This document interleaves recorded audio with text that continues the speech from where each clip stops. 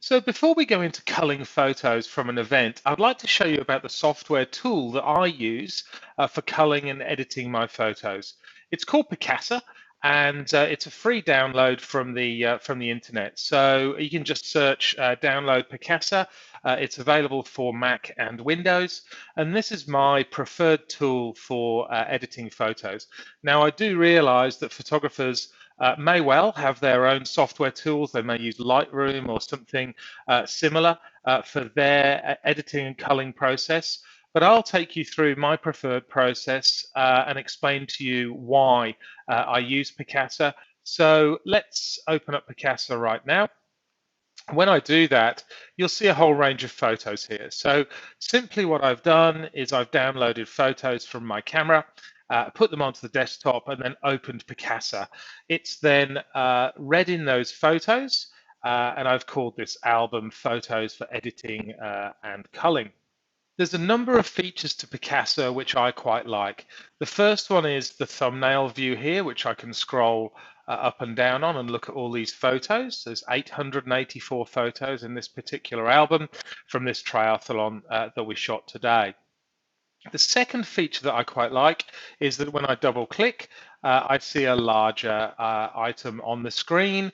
I get some options on the left-hand side here. I get some information on the bottom bar, and then also additionally a zoom option here as well. The other feature that's very useful and I use a lot is actually starring a photo. So I use this for starring and unstarring photos that I'm going to keep from the shoot or delete from the shoot. So the first step, as I've mentioned, is to download all your photos from the camera and get them into Picasa, which is what we have here. The second step is to break your photos down into albums that make sense to the participants from the day. So as you can see here, this is actually from a triathlon, and this is the bike leg of a triathlon. So what I'm going to do is I'm going to find the photos where I've finished shooting the bike and moving over to the run leg. So somewhere down here, as we scroll down, we'll be able to see the end of the bike leg and the start of the running. Okay, so usually at this stage here, I'd probably take a couple of photos of the sky. If it's not clear like this between a bike and a runner, obviously that's very clear. But I'd usually take a couple of photos of the sky just so that when I'm scrolling through, I can say, okay, that's the end of a section, a particular section. Okay, now with all these photos here, I'm just going to select all of these, go right back to the top. Okay, here we are.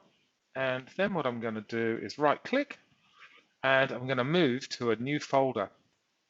I'm going to call this folder Triathlon Bike Photos. Okay, great.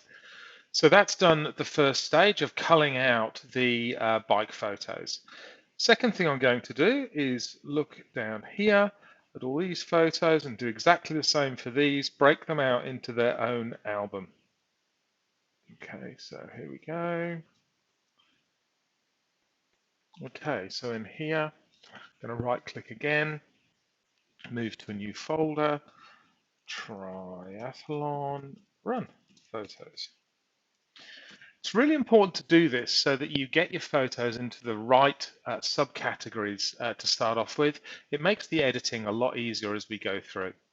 The next stage for me is culling the photos, so deleting the photos that we do not want to upload to GeoSnapshot. And I do this in a very quick way. You may want to take a backup of your photos the first few times you do this. I've been through this many hundreds of times, so I'm fairly confident of this process. So what I do is I look at each photo in the high version here, and I can move to the next photo with the right arrow. Okay, so I can just move through the photos here or move back through the photos on the left arrow. Okay, now what I do is I look at this photo and I assess it to be, is it a photo that I would purchase? Is the focus point right? Is the light right? Is there anything about this photo that makes me kind of think, you know, I'm really just not happy about uploading that photo to GeoSnapshot? And we'll go through some examples. If I'm happy with it, Then I press the space button, and that brings up a yellow star that you can see at the bottom of the screen here. And that says to me that this photo is a keeper. Okay, so what I'll do then is I'll simply go to the next photo. So I'm not doing any editing on any of these photos. He's quite nice, nice smiley face coming towards me, bit out of focus, great there. So a number of these photos I'm just looking at, I'll go forward and back on the photos. He's looking directly at us, so that's really good. There's lots of photos to choose from, obviously, from this shoot. So I'll just go through and select some good ones here. So you can see these are too dark, slightly cut out a shot, not very good, but I'll go back and I'll get one of this guy. So there's a couple of nice ones there. That's quite nice.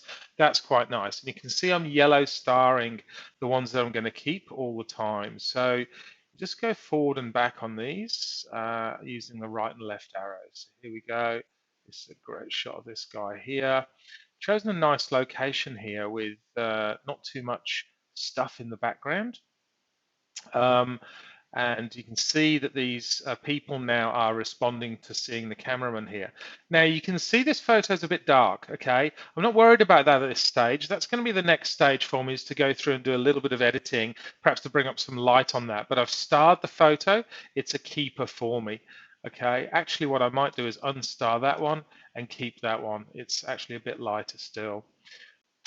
What I'm trying to do through this process is get 2 or 3 nice shots of each one of the individual participants as they're coming through. So you really want to be able to take multiple shots of the riders. As you can see, they've got different expressions on the way through. So here they're just concentrated on the road ahead, but then they see the photographer. There's a lovely smile and a nice close-up. So you've got them from far away, mid-distance, and also close up. So really good idea to take multiple shots whilst you're in the field and try and find them here. You can see there a really nice close up of this guy and great shots to be uploading here as well. You can see that I've selected that to start off with, his hands off the screen, so I'm not very happy about that shot, so I'll remove that one. You can see the yellow star disappears from down here. It just goes back to a normal photo. And the reason that I did that is I've got a great shot there and I've got another good shot there. So I've got 2 of him. I'll actually keep that one as well. So I'll just come through here and select a whole range of photos. You can see that one's just slightly out of focus.